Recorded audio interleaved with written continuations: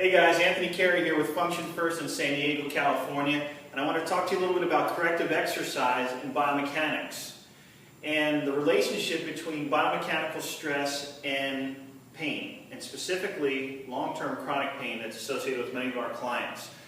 There's a bit of debate now going on, and for good reason, that we can't take purely a biomechanical profile and expect that to be the only reason why people are experiencing pain. We certainly know, the research tells us, and some of the leading experts in the world tell us, that the longer the person is having pain, the greater or the less chance there is associated with tissue. So in other words, the 90 days associated with the chronic pain label given to people has to do with tissue healing.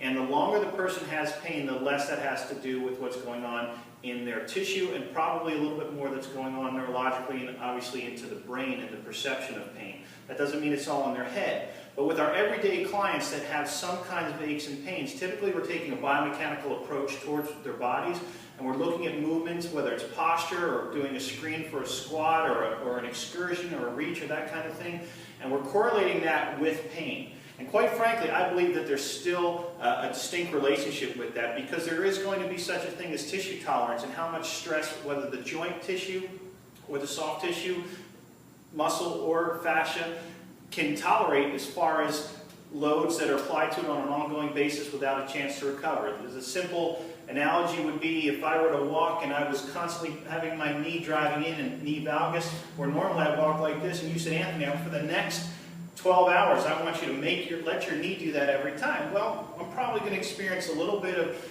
stress into my knee, mechanical stress that's ultimately going to manifest itself as symptoms. And in that term, it is a short-term type of issue that can be influenced through our corrective exercise.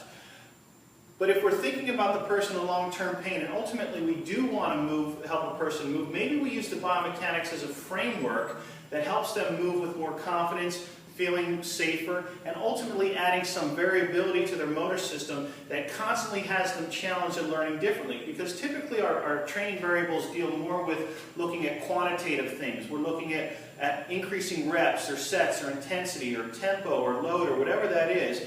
They're very often our variables. But when we start to look qualitatively, both at sequencing exercises, the interrelationship between exercises within a given program, and also the variability that we can introduce to our client's motor system versus just trying to add more to what we're already doing. And that inherent variability challenges their system on a regular basis. So there's actually a term called kinesiophobia that's associated with people that have a lot of long-term pain. And you'll see that even in your clients that may not think that they have long-term pain, but they're afraid to bend or twist this way, or they don't want to put all their weight on this knee.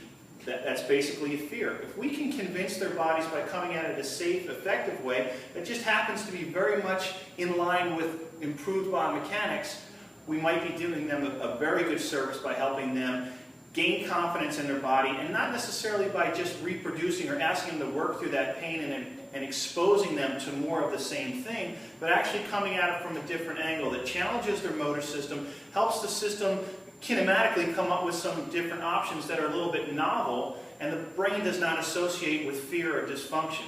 And we can do that with corrective exercise, because that helps us chunk down the movements and give people the opportunity to experience something novel, something different through their motor system.